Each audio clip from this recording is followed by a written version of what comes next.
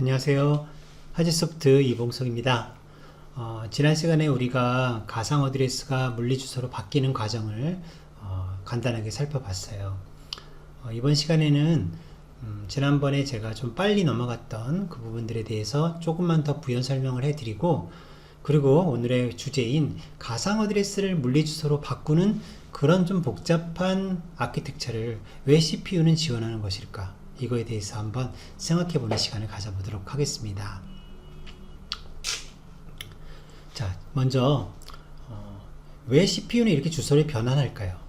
왜 이렇게 물리주소를 만들기 위해서 가상주소라는 개념을 놓고 가상주소를 이렇게 비트맵으로 쪼개가지고 여러 인덱싱을 통해서 최종적인 물리주소를 만들어낼까요?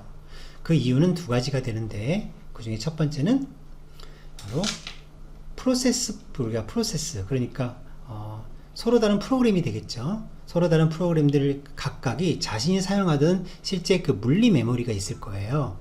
그 물리 메모리를 건들지 못하도록, 예를 들자면 노트패드와 계산기가 있을 때 노트패드가 계산기의 메모리를 건들지 못하도록, 물리 메모리를 건들지 못하도록 그렇게 보호하는 게 첫 번째 목적이라고 할 수 있고요. 두 번째는 내가 실제로 보유하고 있는 램의 크기가 얼마 안 된다고 했을 때, 내 컴퓨터의 램의 크기가 얼마 안 된다고 했을 때, 그때 이 크기보다, 램의 크기보다 훨씬 더 큰 프로그램을 돌리고 싶다는 거예요. 그럼 그런 것들을 하려면 지금 이렇게 페이징 유닛이라고 하는 개념이 있어야만 좀 더 편하게 지원할 수가 있거든요. 그래서 이렇게 두 가지가 존재하는데, 그것들을 제가 이따가 한번 설명해 드리도록 하겠습니다. 자, 그러면 지난 시간에 배웠던 내용 중에서 핵심적인 것만 딱 짚고 이제 넘어가도록 할게요. 지난번에 제가 이런 얘기를 했었죠. 가상주소가 있는데, 가상주소가 있어요. 가상주소가 64비트라고 했습니다. 그렇죠? 그런데 64비트 중에서 실제로 x64는 이 중에서 48비트만 지원이 가능하다, 이런 말씀을 드렸었죠. 그렇죠?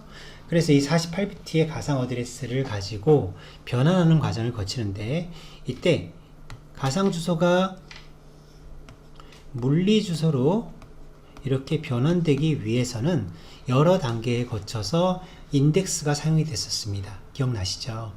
그래서 그 인덱스를 사용하는 과정 중에 가장 처음에 어떤 페이지 테이블 같은 게 이렇게 존재하고, 테이블이 존재해서 그 테이블이 기준 주소가 어떤 레지스터에 담겨져 있는데, 이것을 제가 말씀드리지 않았거든요. 이것을 CR3라고 합니다. 컨트롤 레지스터 3번이라고 하는데, CR3. 자, CR3라는 레지스터가 가리키고 있는 곳에 가면 어떤 테이블이 있는 거예요. 이렇게 테이블이. 그래서 이 테이블이 위에 있는 가상 주소를 이제 비트맵으로, 기억나시죠? 비트맵으로 이렇게 나눠가지고 일정 부분들의 이 인덱스 값을 사용을 해서 여기에 인덱스로 쓰는 거죠. 그랬었죠? 그래서 여기서 선택된 애가 뭐였습니까? 또 다른 메모리 테이블의 주소였죠. 여기 또 이렇게 테이블이 존재하고, 두 번째 또 인덱스를 사용해서 여기를 참조하고, 또 이게 또 다시 다른 메모리를 참조하고, 그럼 다시 또 인덱스가 사용이 되어서 또 여기서 항목을 참조하고, 이런 식으로 이렇게 접근해서 최종적으로 가상 메모리가, 가상 주소가 물리 페이지 프레임을 접근할 수 있게 이렇게 변환됐다는 것을 지난 시간에 배웠었어요. 그렇죠? 그래서 그때 바로 이 CR3라는 레지스터 굉장히 중요한 레지스터이고, 이 레지스터가 시작하는 거기 때문에, 처음에 테이블을 찾을 때 쓰이기 때문에 굉장히 중요한 의미를 가지게 됩니다. 자, 이렇게 가상주소가 물리주소로 변환되는 과정을 지난번에 배우면서 저랑 어떤 얘기를 했었냐면, 그렇다면 윈도우즈는 어떻게 이 가상 어드레싱을 하고 있는가, 이 설계를 대략적으로 여러분들이 아실 필요가 있다고 말씀드렸었죠. 자, 그걸 한번 정리를 한번 해보도록 하겠습니다. 자, 윈도우가 쓰고 있는 가상 어드레스. 자, 윈도우즈 64비트 시스템에서 사용하고 있는 가상 주소 레이아웃입니다. 그래서 지난 시간에 우리 레이아웃을 배웠었는데, 그 레이아웃을 어떻게 배웠었냐면, 먼저 유저 레벨, 즉 사용자 레벨에서 사용할 수 있는 가상 어드레스의 공간이 있었습니다. 기억하세요? 자, 이 공간이 어떻게 됐었냐면 바로 16진수로 0000000000000000부터 그 다음에 똑같이 하는데 앞에 0을 하나, 둘, 셋, 넷, 5개까지 쓰셔야 되고요. 그리고 7, FF 그런 다음에 FFFF 16진수를 모두 16개를 써야 된다는 것만 머릿속에 기억하시고 이렇게 써보면 돼요. 자, 그래서 앞에 0이 5개라는 걸 기억하시면 됩니다. 0이 5개. 이게 윈도우즈가 지금 지원하고 있는 윈도우즈에 쓰고 있는 가상주소 레이아웃 그 중에서 사용자 레벨의 가상주소가 되겠고요. 그 다음에 이제 커널 레벨.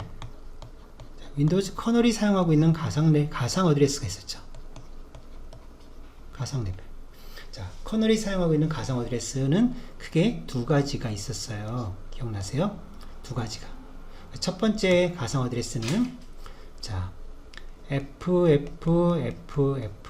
자, F를 몇 개를 붙여야 되냐면 F를 4개를 붙입니다. 4개를. 그래서 FFFF 그리고 0 800 그 다음 0000 0000에서부터 시작해서 어디까지 하면 이번에는 F를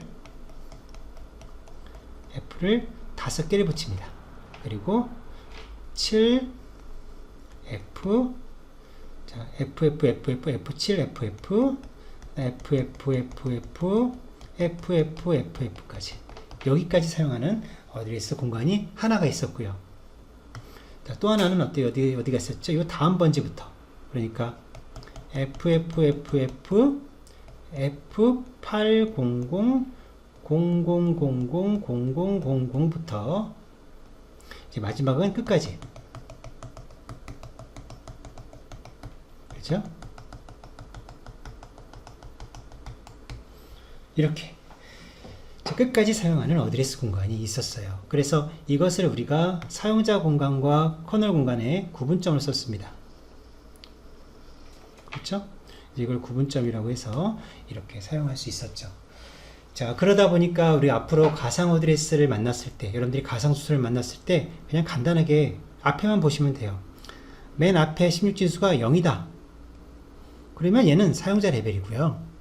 F다. 그러면 커널 가상수소예요. 커널 가상수소. 간단하죠. 그러니까 우리가 이걸 뭐 전부 다 외우면 좋겠지만 그렇게 안 외워도 뭐 큰 문제는 없어요. 맨 앞에 시작하는 주소가 0이냐 F냐 이것만 보고 이것이 사용자 레벨에서 사용하는 가상수소냐 커널 레벨에서 쓰는 가상수소냐 이것을 여러분들이 구분할 수가 있었습니다. 그래서 지난 시간에 제가 이것을 말씀드리면서 재밌게도 좀 특이한 이유를 말씀드렸어요. 어떤 게 있었냐면 원래 x64가 지원하는 수 있는 가상 어드레스의 그 공간의 크기가 x64는 앞에서 배웠었죠? 원래 x64는 원래는 48비트까지 어드레싱이 가능하다라고 말씀을 드렸죠.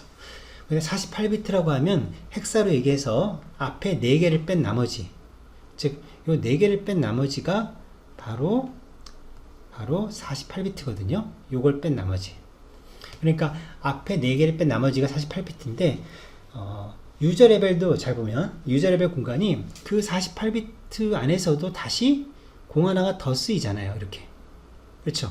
공 하나를 더 쓰고 7FF, FFF 여기까지만 쓸 수 있게 제한을 간다는 거죠. 제한을 이게 지금 제한을 가했다는 거죠. 또 커널 레벨도 보면 2개로 나눠져서 생각했다는 거예요. 이렇게 그래서 하나는 좀 전에 보셨던 요거와 비슷한 패턴으로 움직이는 바로 요 공간. 이 공간과 이 공간의 공통점은 뭐냐면 크기가 같다는 거예요. 공이 5개잖아요. 이거는 F가 5개잖아요. 그렇죠? 그러니까 공이 5개, F가 5개이고 8부터 시작해서 끝까지니까 그 크기가 이거하고 이 크기가 똑같죠. 이렇게 사용되는 영역이 따로 정의가 된다는 거. 그리고 그 사이에 우리가 이렇게 굉장히 큰 영역도 별도로 존재한다는 거. 이런 것들에 대해서 우리가 설명을 해드렸어요. 그러면 이제 이 중에서 요 공통점, 요거하고 요거 요거하고 요거에 대해서 우리가 잠깐만 설명하고 넘어가도록 하겠습니다. 우리가 이런 거 한번 생각해 볼 필요가 있는데, 우리가 프로그래밍을 하다 보면은 동기화 문제가 있죠. 동기화 문제라는 것은 멀티 스레드 또는 멀티 프로세서 내에서 똑같은 메모리를 누구는 읽고 누구는 쓰고 누구는 기록하고 누구는 지우고 이런 작업들이 동시에 일어났을 경우에 발생하는 문제를 우리가 레이스 컨디션이라고 합니다. 그런데 이런 동기화 문제가 발생하는 걸 막기 위해서는 가장 좋은 방법이라면 아무래도 소프트웨어 개발자가 나름대로 동기화 객체, 그렇죠? 그러니까 결국은 동기화 객체. 여러분들 동기화 객체라고 하는 게 어떤 게 있죠? 대표적으로 동기화 객체. 예를 들면 뭐 이벤트라든지 뮤텍스라든지 세마포라든지 뭐 이런 것들을 사용해서 동기화 객체를 사용해서 동기화를 시키는 게 가장 좋은 방법이겠지만, 이런 걸 사용했을 경우에 가장 큰 단점이 있습니다. 바로 시간이 소요된다는 거예요. 즉 우리가 프로그램을 작성하는 데 있어서 이런 동기화 객체를 자꾸 쓰게 되면 그만큼 처리 시간이 오래 걸려요. 그렇거든요. 그래서 이런 동기화 객체를 사용하지 않고 동기화 문제를 해결할 수 있는 방법을 우리가 찾다 보니까 그것을 우리가 이제 마이크로 프로세서, 그러니까 CPU가 지원하게 되는 겁니다. 그래서 CPU는 어떤 OP 코드를 지원하는데, 이 OP 코드는 바로 동기화 문제가 발생하지 않는 것을 보장하는 그런 메모리 컴페어, 어떤 메모리 스왑 같은 메모리 셋, 메모리 클리어 이런 등등의 명령어들을 OP 코드 수준에서 아예 제공을 해요. 그래서 이것을 뭐라고 부르냐면 인터락트 OP 코드다 이렇게 얘기를 합니다. 인터락트 OP 코드를 제공을 하거든요. 자, 그런데 이 인터락트 OP 코드를 뭐 좀 큰 오퍼랜드를 지금 지원하면 좋겠지만, 실제로 이 CPU가 처음에 x64가 나왔을 당시에 지원 가능했던 크기가 8바이트, 그래서 8바이트 크기까지만 인터락트 OP 코드가 지원을 했었어요. 8바이트. 그래서 이 말은 무슨 얘기냐면, 앞으로 우리가 소프트웨어를 작성하다가 어떤 이제 엔트리가 있을 때 이 엔트리 크기가 8바이트 이내의 크기라면 요거를 다루는 알고리즘, 다시 말하면 넣고 빼고 하는 이런 알고리즘을 여러분들이 구현을 한다고 했을 때, 요 8바이트를 다룰 때는 바로 인터락트 OP 코드를 쓰시는 게 훨씬 더 효과적이다, 그런 얘기가 되는 거예요. 8바이트까지는 인터락트가 지원이 되니까. 그런데 우리가 알고리즘을 설계하는 사람 입장에서 생각해 보세요. 결국 우리가 어떤 스택을 만약에 구현한다 라고 했을 때, 어떤 스택을 구현하는 데 있어서 넣고 빼는 그 항목이 그냥 단순하게 일단 어떤 뭐 작은 데이터이면 상관이 없는데, 넣고 빼야 되는 그 항목이 만약에 어떤 주소를 담고 있는 그런 엔트리라면 어떻게 될까요? 주소. 다시 말하자면 바로 이 엔트리가 단순한 그냥 데이터라고 하기보다 내가 이 알고리즘을 구현하는 데 있어서 필요한 어떤 정보들을 정의를 했을 거 아니에요. 넣고 빼는 그 데이터가.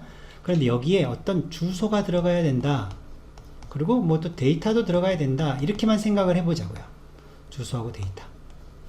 그러면 벌써 이상해지는 게, 자, 가상 주소, 이 선형 어드레스 주소는 64비트까지 담아야 되는데, 자, 64비트라고 했었잖아요. 데이터는 뭐 비트가 되든 간에, 자, 그러면 이미 어떻게 돼요? 이 두 개를 더하면 64비트가 넘어가죠. 그러면 이제 8바이트, 즉 64비트까지만 인터락트가 지원이 된다고 했잖아요. 그래서 어쩔 수 없이 주소가 들어가는 상황들을 만약에 사용을 해야 된다면, 이 8바이트 인터락트 커맨드를 쓰기 위해서는 소프트웨어가 고민을 해야 됩니다. 아, 이 주소를 64비트로 쓰지 못하겠구나, 좀 줄여서 써야 되겠구나 라고 고민을 하게 되는 거예요. 그래서 윈도우는 이 주소 값을 44비트 이내로 줄여서 쓰는 것을 고민하게 되는 겁니다. 그래서 여기 만약에 44비트 이내의 주소만 쓸 수가 있다면 어쨌든 간에 어떤 구조체를 전체를 64비트로 패킹을 할 수가 있으니까, 그래서 이렇게 패킹만 할 수 있다면 이 데이터를 한 번에 인터락트 명령을 통해서 넣고 빼는 게 동기화 문제에서 훨씬 자유로워지고, 이렇게 하면 더 빠른 시간 안에 따로 별도의 동기화 기체를 쓰지 않고도 빠른 시간 안에 처리를 할 수 있는 알고리즘이 되는 거죠. 대표적으로 이게 우리가 S리스트 스택이라고 하는데, 윈도우는 이 S리스트 스택이라는 걸 제공을 해줘요.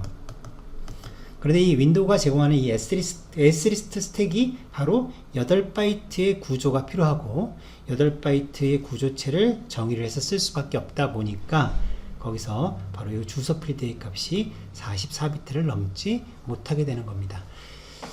자, 그래서 제가 이제 간단하게 이렇게 말씀을 드린 이유는 바로 이러한 이유로 인해서 이렇게 엔트리로 사용될 수 있는 주소들은 44비트 이내에서만 설계가 될 수밖에 없었어요.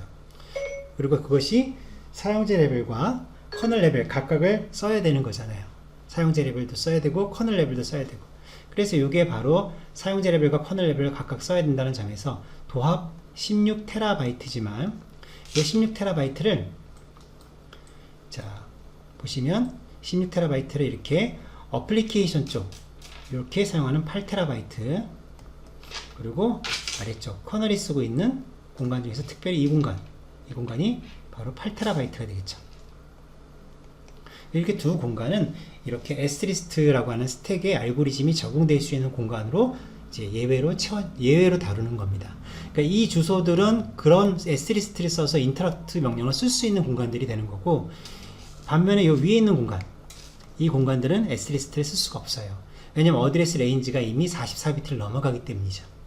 그래서 이와 같이 주소가 구분되어 있다라는 말씀을 드린 겁니다.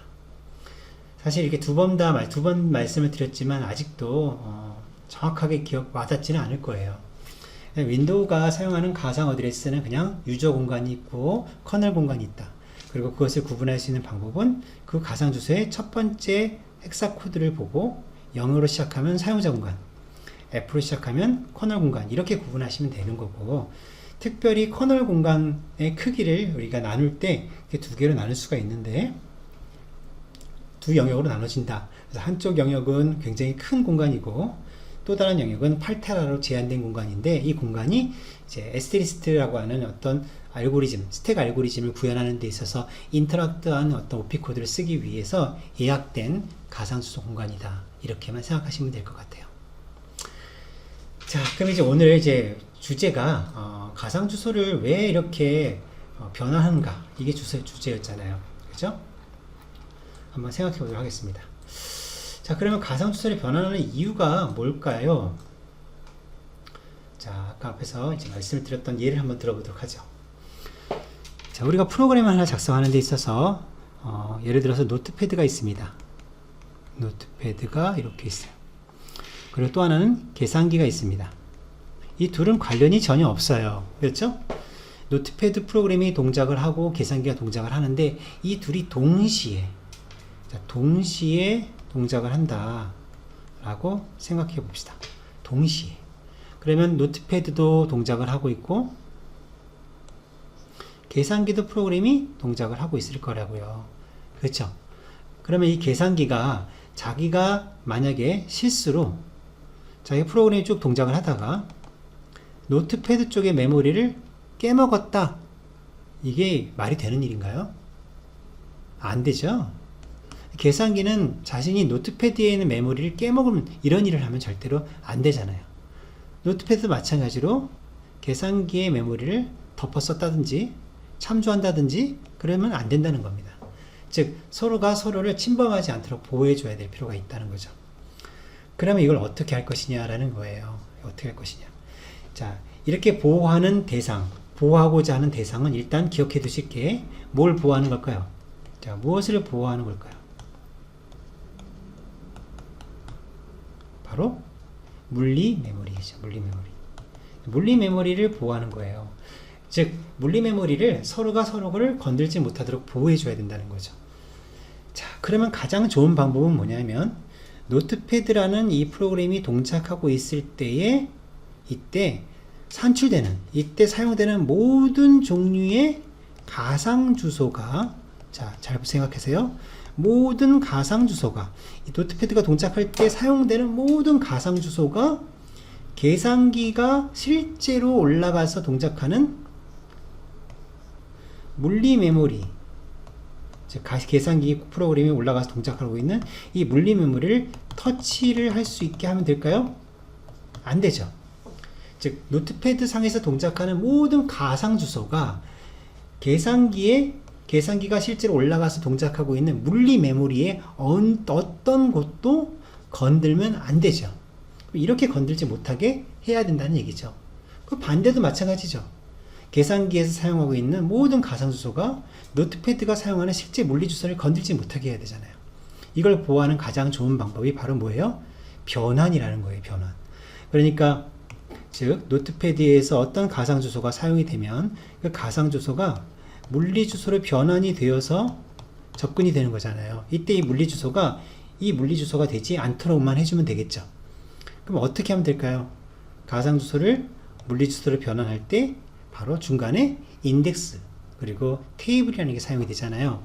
즉 그 주소를 테이블을 교체만 해주면, 기준 테이블을 교체만 해주면 가상 주소가 절대로 이 물리 주소를 접근하지 못하게 할 수가 있겠죠. 자, 이것을 제가 이제 예를 들어서 한번 보도록 하겠습니다. 자, 만약에 제가 노트패드라고 하겠습니다. 자, 노트패드에서 어떤 주소를 하나 제가 접근해 볼게요. 물론 가상 주소입니다. 자, 가상 주소 중에서 예를 들어서 제가 포인터를 0x 0000 0001 0000 0000 이라고 하는 이런 주소를 가상 주소를 접근하는 행동을 했다고 한번 해봅시다. 그러면 이 주소가 실제 물리 메모리에 어느 번지를 접근하게 될지는 어떻게 결정된다고 그랬죠? 이때 그 당시에 CPU 안에 들어있는 CR3라는 레지스터가 있다고 그랬었죠? 이 CR3가 가리키는 테이블, 이 테이블을 가지고 시작해서 이렇게 인덱싱을 의해서 이렇게 한다고 배웠었죠. 결국 이렇게 해서 마지막으로 최종적으로 물리주소가 나온다, 이렇게 말씀을 드렸어요. 물리주소. 자, 그러니까 노트패드에서 이렇게 접근했을 때이고, 그럼 똑같은 주소를 이번에 같은 주소를 자, 계산기가 한번 접근해 보도록 하겠습니다. 계산기는 어떻게 할까요? 자, 계산기도 마찬가지겠죠. 자, 가상 주소 0x 0000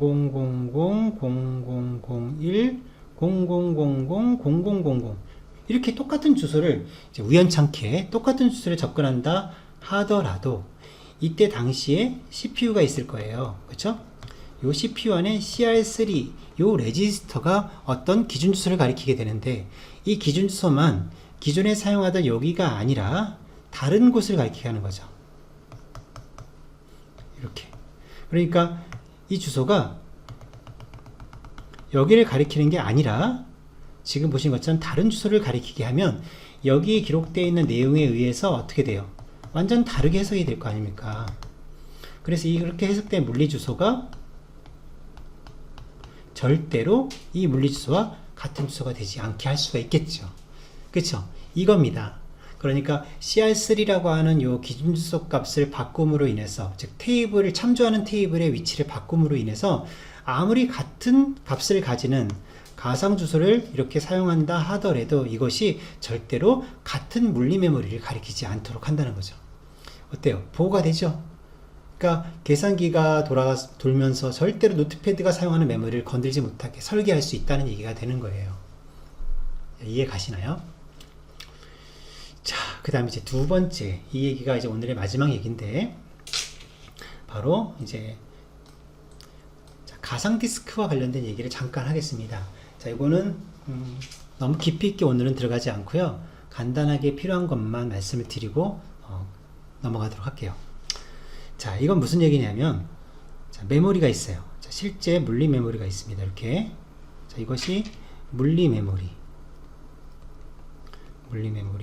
자, 물리 메모리를 일정 크기로 이렇게 쪼개겠습니다. 우리가 이것을 뭐라고 부르냐면, 이 크기 하나하나를 페이지라고 합니다. 페이지. 자, 물리 메모리는 실제로 존재하는 메모리예요. 자, 그런데 이제 큰 그림에서 큰 그림에서 가상주소를 한번 그려볼게요. 가상주소. 가상주소가 훨씬 이렇게 크거든요. 윈도우에서는 가상주소가 훨씬 큽니다. 물리 메모리보다. 자, 가상주소 공간은 우리 앞에서 몇 비트? 실제로는 x64는 48비트까지 지원을 하지만 윈도우의 특성상 유저 공간과 커널 공간의 영역이 존재한다 이렇게 말씀을 드렸죠. 자, 어쨌든 어떤 가상 주소가 있을 거라고요. 그 가상 주소가 예를 들어서 프로그램을 동작을 시키기 위해서는 이 가상 주소의 코드가 이제 올라가야 돼요. 만약에 이만큼의 메모리가 예를 든 거예요. 이만큼의 메모리가 필요해요. 이게 이제 프로그램 하나를 돌리기 위해서 필요한 메모리예요. 이만큼 있어야 이 프로그램이 돌아가거든요. 자, 그런데 결국은 그 얘기는 이만큼에 해당하는 메모리가 실제로 동작을 하려면 그와 똑같은 크기의 물리 메모리가 있어야 되는 거 아닌가 라는 생각을 하게 되죠. 왜냐면 가상주소도 어찌됐건 해석이 되면 물리 메모리가 되는 거잖아요. 물리주소가 되는 거잖아요. 그러니까 해석될 때 물리주소가 되는 거니까 가상주소가 사용하는 크기만큼은 물리주소가 물리 메모리 크기가 있어야 되는 거 아닌가 이런 생각을 하게 되는 건데 그렇지 않다는 거예요. 그렇지 않아요. 자, 실제로 물리 메모리 크기가 요만큼밖에 없다. 그러면 이제 이럴 때 여기 가상주소가 있었습니다. 그럼 가상주소 제가 한번 이렇게 한번 설계를 해 보겠습니다. 자, 보세요. 천천히 한번 나가 볼게요. 자, 가상주소도 역시 똑같은 크기로 이렇게 제가 쪼개 보겠습니다. 예를 들어 가지고 여기까지 요만큼이 필요하다 라고 말씀드릴게요. 요만큼이 지금 필요하다. 그리고 실제 물리 메모리는 오른쪽에 보시는 것처럼 요만큼이 있다 라고 하겠습니다. 자, 그러면 지금 보시면 물리 메모리는 모두 몇 개가 지금 있다고 지금 제가 가정할 수 있냐면 예를 들어서 하나 번호를 붙여 볼게요. 0번 1번 2번 페이지 3번 페이지 그리고 4번 페이지 이렇게 5개의 페이지가 있는 거예요. 5페이지가 현재 남아있는 거예요. 자, 가상주소는 이거 페이지를 제가 붙여볼게요. 자, 이 가상주소 앞에 번호는 이제 0이라고 볼 수가 없겠죠. 이거는 그 지난 시간에 변환할 때 사용하는 그 앞에 인덱스를 알아야 되니까 그래서 그냥 가정을 한번 해볼게요. 그냥 편의상 100번지라고 하고 101번지라고 하고 프레임 넘버가 102번지 103번째 프레임 104번째 프레임 105번째 프레임이라고 하겠습니다. 자, 그럼 한번 생각해 보시면 여기는 모두 6개 하나 둘 셋 넷 다 6개 그런데 실제로 물리 메모리는 하나 둘 셋 넷 5개예요. 그래서 이걸 프로그램을 동작을 시키려고 하면 분명히 부족한 쪽이 생기죠. 자, 가상주소는 모두 6개의 페이지가 필요한 공간인데 물리 메모리는 5개밖에 없으니까 그러면 이제 어떻게 운영을 해야 되느냐 그게 이제 문제인 거예요. 그래서 이제 나온 개념이 바로 별도의 하드디스크를 놓고 이거를 이제 가상디스크라고 하는 형태로 사용을 합니다. 그래서 페이지 파일이라고 하는데 페이지 파일 자, 이 페이지 파일을 이렇게 제가 한번 그려볼게요. 이게 하드디스크 그림이라고 한번 가정해 보겠습니다. 플로피처럼 생겼죠. 플로피처럼. 자, 그래서 이렇게 쓰는 거예요. 여기에다가 어떤 파일을 하나 이렇게 쭉 만들어 놔요. 이 파일을 우리가 페이지 파일이라고 합니다. 페이징 파일 페이징 IO 파일 그렇죠? 페이지 스왑 파일 페이징 IO 파일이라고 하죠. 자, 그럼 이제 이렇게 놓고 어떻게 쓰느냐면 이렇게 하자는 거예요. 자, 여기가 지금 5개밖에 없잖아요. 둘, 셋, 넷, 5개. 요거는 필요한 거 6개잖아요. 그러면 나머지 하나는 어떻게 할 것이냐. 이 프로그램을 돌리기 위해서는 메모리 자체가 5개밖에 없는데 그래서 이 하드디스크의 일정한 부분을 용도를 이제 정의해서 쓰는 겁니다. 이 파일에다가. 그래서 만약에 여기가 지금 가상 어드레스로 봤을 때 1번 순서를 적어 볼게요. 3번, 4번, 5번, 6번이라는 순서를 가지고 있다면 1번, 2번은 여기 들어가 있을 수 있는 거예요. 이렇게. 여기도 있고 여기 분산할 수 있고 3, 4, 5번은 여기가 될 수 있는 거예요. 3번, 4번, 5번. 6번은 여기가 될 수도 있는 거예요. 자, 이렇게 될 수도 있다는 거예요. 자, 보세요. 그러면 1번, 2번, 3번, 4번, 5번, 6번. 물리 메모리가 남았죠. 그렇죠?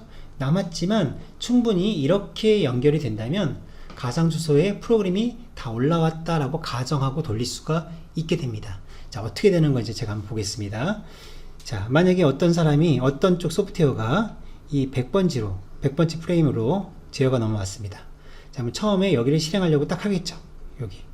자, 여기 코드를 접근하려고 할 겁니다. 그러면 이 코드가 지금 램에 있습니까? 물리 메모리? 없죠? 물리 메모리 없단 말이에요. 그러면 얘는 어디 있습니까? 하드디스크에 들어가 있어요. 그러면 이때 하드디스크를 어떻게 해야 됩니까? 이 공간을 읽어서 예를 들자면 비어있는 임의의 공간에다가 이거를 이렇게 올려놔야 되죠. 그쵸? 이것을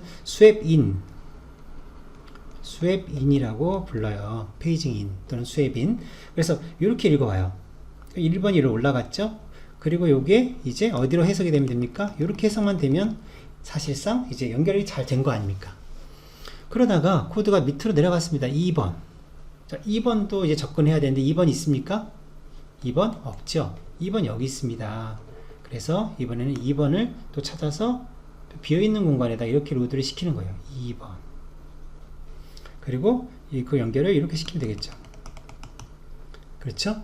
그 다음에 또 3번으로 제어가 넘어갔습니다. 3번. 왜냐면 코드가 이렇게 흘러간다고 가정한 거니까. 3번은 지금 연결이 돼 있죠. 메모리 올라가 있으니까 이 연결되어 있는 대로 쓰시면 되고, 4번 연결되어 있죠. 5번 연결되어 있죠. 자, 6번 이제 이게 문제입니다. 6번을 돌리려고 했을 때, 자, 여기에 공간이 있습니까? 6번이 없죠. 근데 어디 있습니까? 6번은 하드디스크에 들어있죠. 그래서 6번을 읽어와야 되는데, 자, 6번을 읽어서 놓을 만한 곳이 어디가 될 것이냐라는 거예요. 딱 보니까 적당한 곳이 없잖아요. 그러면 운영체제가 생각하는 겁니다. 이 중에서 아마 1번은 내려도 될 것 같아. 왜? 1번이 가장 오래전에 쓰였잖아. 그래서 1번이 사용하던 공간을 지워버리는 겁니다. 이 공간을 이렇게 지워버리고요. 자, 이럴 때 지울 때 1번이 만약에 수정이 됐다고 하면, 수정된 내용이 있다면 어떻게 돼야 될까요? 다시 여기에 반영이 돼야 되죠. 수정된 내용이 있다면. 왜냐면 디스크에다 저장을 해놔야 되니까. 그리고 나서 비워둔 다음에 6번을 이렇게 로드해서 여기다가 배치를 하고, 그리고 이렇게 연결을 시켜야 된다는 거죠. 자, 어때요? 뭔가 좀 복잡해 보이기는 하지만 가상주소가 물리주소와 이렇게 떨어져 있고 서로 다른 개념이고, 테이블이라고 하는 거에 의해서 이렇게 연결된다는 그런 특성으로 인해서 윈도우 운영체제는 이것을 사용해 가지고 지금 보시는 것처럼 하드디스크를 동시에 활용해서 실제 물리 메모리보다도 훨씬 큰 크기의 그런 프로그램을 동작할 수 있는 그런 가상 메모리, 가상 주소 공간을 확보할 수가 있게 되는 거예요. 사실은 이거를 지금 이해했다고 100% 이해했다고 제가 믿지는 않습니다. 이 부분이 좀 난해하게 여길 수도 있는 거거든요. 아직까지 이해하기 좀 어려울 수 있는데, 다음에 제가 기회가 될 때 좀 고급 과정에서 여러분들하고 같이 좀 자세하게 배워볼 내용들이 많아요. 네, 지금 수준에서는 그런 내용들을 가르쳐 드리면 여러분들은 다시는 이 동영상을 쳐다보지도 않을 겁니다. 그래서 지금 수준에서는 그냥 이렇게만 알고 넘어갈게요. 자, 그러면 다시 한번 정리해 보도록 하겠습니다. 자, 결국은 우리가 가상주소를 물리주소로 변환하는 이유에 대해서 두 가지를 살펴봤어요. 첫 번째는 프로세스가 두 개 이상의 서로 다른 프로세스, 뭐 노트패드와 계산기, 이런 서로 다른 프로세스가 있을 때 서로가 서로의 물리 메모리를 접근하는 행위를 막고자, 그래서 가상주소라고 하는 다른 주소의 개념을 설계하게 되는 거고, 그 가상주소가 변환이라는 과정을 통해서 물리주소로 바뀌기 때문에 충분히 설계자는 이 두 가상주소가 동일한 물리주소를 건들지 않도록 할 수가 있다는 거. 그때 중요한 레지스터로 CR3라는 레지스터가 사용이 된다는 걸 말씀드렸고요. 그 다음에 두 번째로는 실제로 하드디스크를 활용을 해서 내가 램 크기는 작지만 하드디스크를 충분히 활용을 해가지고 그 둘을 결합해서 가상어들에 쓰는 훨씬 크게 있는 것처럼 쓸 수 있다는 거죠. 그러니까 가상주소를 크게 쓸 수 있다는 거예요. 실제 램은 적어도. 뭐 어떻게 그게 가능하다고 그랬죠? 부족한 건 하드디스크를 이용해서 스왑 인, 스왑 아웃, 이렇게 스웨핑 작업을 함으로써 그런 효과를 볼 수가 있다는 거죠. 그 말은 좀 쉽게 얘기하자면 여러분들이 좋아하는 게임이 있는데 그 게임이 굉장히 많은 메모리를 요구해요. 근데 그 메모리는 가상 메모리를 말하는 거예요. 가상 메모리. 그러니까 우리가 이 게임을 하기 위해서는 굉장히 많은 가상 메모리가 있어야 돼요. 하지만 실제 여러분들이 가지고 계시는 보유하는 그 램은 작아요. 그럼 이 게임을 못 돌릴 것이냐? 아니라는 거죠. 게임을 돌릴 수 있다는 거죠. 하드디스크를 활용해서 충분히 이렇게 페이징을 해서 스웨핑 인 아웃을 통해 가지고 얼마든지 돌릴 수 있다는 얘기예요. 자, 그런 내용들이 바로 오늘 배웠던 가장 핵심적인 내용이었습니다. 자, 이제 여러분들이 가상주소에 대해서 제가 지금 수준에서 알려드리고자 하는 데까지는 어느 정도 설명해 드린 것 같아요. 이제 이걸 설명해 드리는 이유는 이제 앞으로 우리가 사용자 레벨, 커널 레벨을 왔다 갔다 할 텐데 그럴 때마다 주소라는 말씀을 자꾸 드릴 거거든요. 주소. 그것은 전부 다 가상주소입니다. 당분간 제가 특별히 물리주소라고 말씀드리지 않으면 다 가상주소입니다. 선형주소가 되는 거고요. 그 가상주소를 우리가 생각해 보면서 이제 어플리케이션과 샘플 드라이버가 이제 데이터를 주고받을 때 사용되는 그런 주소 개념들, 그것들을 한번 여러분들이 리프레시하는 그런 시간도 한번 가져보려고 합니다. 좀 어려웠지만 고생하셨습니다. 이제 또 다음에 다른 주제로 여러분들 만나보도록 하겠습니다. 감사합니다.